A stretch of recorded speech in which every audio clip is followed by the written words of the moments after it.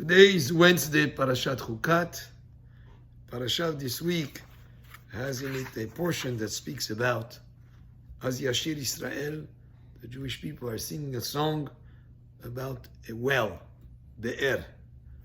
And the Torah is always understood on more than one level. You have the literal meaning, which is the pshat, and there's the remes, there's the hints that are in the pesukim, and there's the drash, the drash, the midrash, and then the samech, the sod.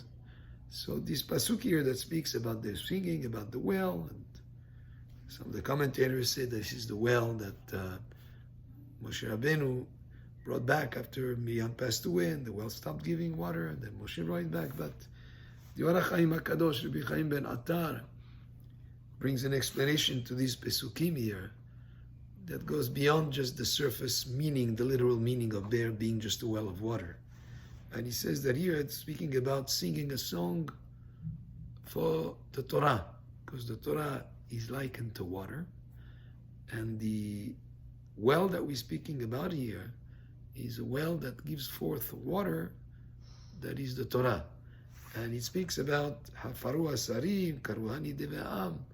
This is Moshe that brought us the Torah, and then the prophets and the elders and the Rabbanim and the Talmidei Torah, Talmidei Hachamim that explain and teach us the Torah.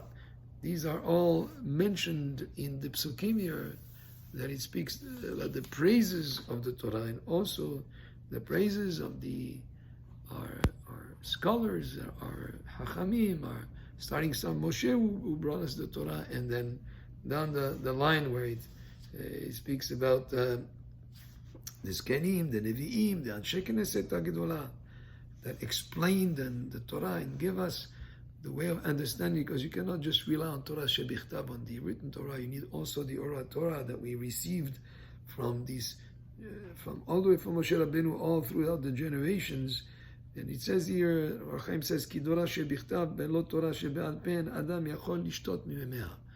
Because if it was only Torah Shebichtav, without the Torah Shebe'al Peh, without the oral Torah, nobody could drink from the waters of that well. Just like many explanations that are given by Hachamim, even by the idea of not eating meat and milk together. The pasuk says, "Lo tevashel gedi b'halev imo." Do not cook a gedi, a goat, with the milk of its mother. But Torah Shebe'al Peh comes to explain to us we're not allowed to cook them, we're not allowed to eat them, we're not allowed to benefit from them being together. And Or HaChaim goes on to explain also in this portion that speaks about the praising of this well. And then he goes on to say, "Mimidbar matana, mimatana nahaniel, minahaniel bamot." And it would seem to be that it's speaking just about geographical locations, that they went from a place called Midbar to a place called Matana, and from a place called Matana to a place called Nahaniel, and from Nahaniel to a place called Bamot. And according to Or HaChaim HaKadosh, actually, this is still connected to the Torah. Midbar is a desert, a place that doesn't have vegetation. It represents humility.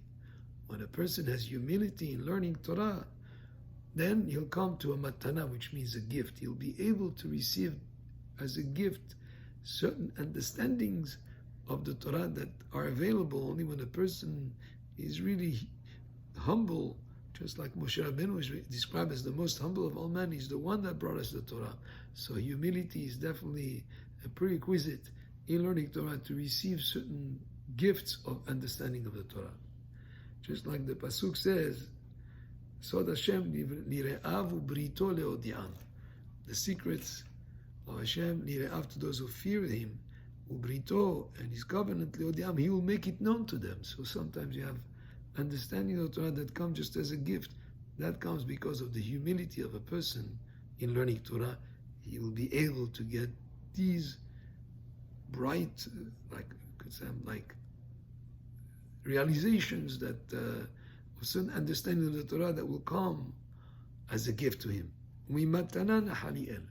If he continues in that learning and continues receiving these gifts of understandings of the Torah, sometimes you read explanations of Al-Hachami, Rabbi Yaakov Bihsera, and many others, and you say, wow, how could they get to such an understanding of certain psukim. It came as a gift from Hashem. And if a person continues with that aspect of learning in humility and with gifts of understanding, then he will reach Nahaliel. Nahaliel, you'll be able sort of like to inherit spirituality from Hashem. Uminahaliel bamot, and from Nahaliel will come bamot. Bamot is a high place. He'll reach very high levels. And this is just an example of how the psukim of the Torah can be understood on more than just the level of the literal sense. This was an explanation of this psukim based on the commentary of the Orach Chaim HaKadosh, Rabbi Chaim ben Attar, who's actually, his Askara is coming up soon. It will be on the 15th of Tammuz in this month. Baruch Adonai Le'olam. Amen ve'amen.